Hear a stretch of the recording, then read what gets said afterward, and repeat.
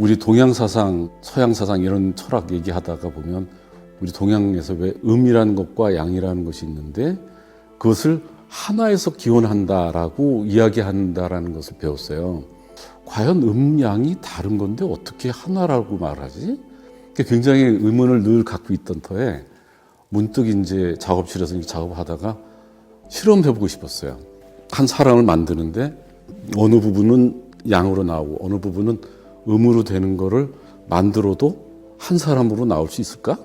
작업을 몇 개 이제 연작을 해보면서 이 들어간 부분과 나온 부분이 서로 필요한 만큼의 역할을 해주는구나 이런 걸 좀 터득했는데 91년도에 독일을 갔는데 그때 이제 부터는 이 작업을 양각으로 나온 걸 다 빼버리고 음각으로 된 것만 보여주는 그런 형식으로 바뀌었죠. 지금 작업의 어떤 전형이라고 볼 수가 있습니다.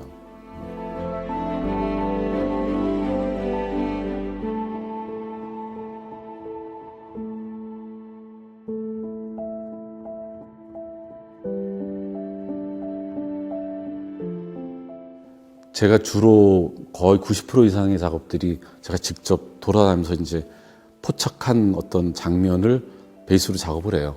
그 관심과 호감을 일으키느냐에 따라서 포착을 하는데 제가 주로 관심 갖는 것은 어떤 인물 그 자체라기보다는 그 인물의 상태, 뭐 걸어가고 있느냐, 앉아 있느냐, 뭐 누굴 기다리고 있느냐, 지루하냐, 뭐 무슨 갈망이 있냐 이런 식의 요소들이 포착이 되는 거예요. 가끔 뭐 자동차니 뭐 다른 것도 합니다. 하긴 해요. 뭐 천이 날아가는 것도 하고 무슨 집을 하기도 하고 모든 제가 이렇게 관심 가는 건 다 하지만 상당히 많은 숫자가 인물에 치중되어 있습니다.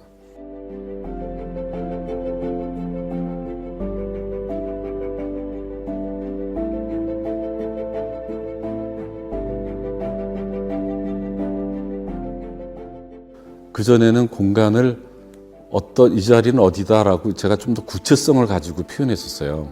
그래서 그 자리, 바닥, 벽, 거기에 뭐가 있고 색깔은 뭐고 이런 식으로.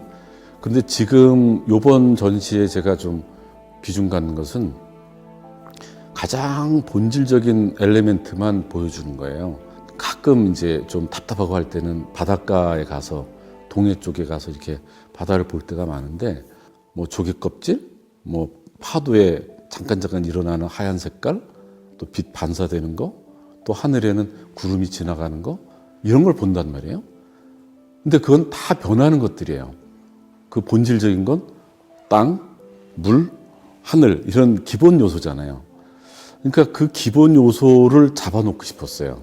내가 포착한 그 인물이 그 공간에서 그 어떤 순간적인 모습으로 계속 지속되고 있는 그 장면을 만들고 싶은 거예요.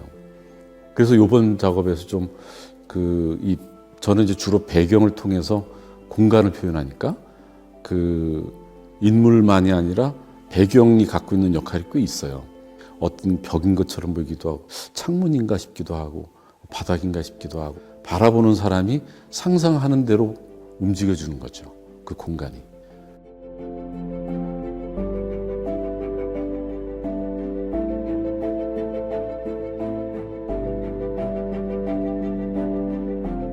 의도해서 이 작업을 한다기보다는 제가 이 작업을 했더니 부수입처럼 흥미로운 게 생긴 거죠. 이게 움직여 보이고 또 움직여 보이다 보니까 되게 이제 모순적이지만 이렇게 자기가 움직여서 뭐 움직인다고 그러는데 사실은 자기가 움직이는 거고 그걸 통해서 많은 흥미를 갖고 관심을 갖게 하는 소위 호객행위는 도움이 되는데 근데 거기서 끝나버리는 것이 저는 가끔 아쉬울 때가 있어요.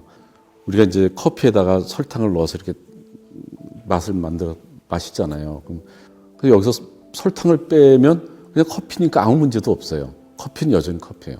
근데 만약에 이 설탕과 커피 중에 커피를 빼버리면은 커피가 없어지죠. 설탕물이 돼버리잖아요. 지금 말씀하신 건 설탕에 해당이 돼요. 커피 마시고 와 달다 이러고 놓는 것 같은 느낌이 들어요. 그래서 블랙커피처럼 아예 설탕을 타지 말까? 이런 생각을 덜어 하기도 하는데 아니죠. 또 설탕도 갖고 있는 역할이 있기 때문에 굳이 그것을 제가 부정할 필요가 없다는 생각이 들고요.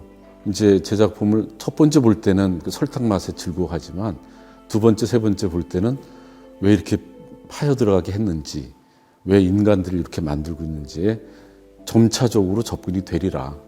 그때 비로소 저와 만나서 어떤 작업이 소통되리라 이렇게 생각을 하죠.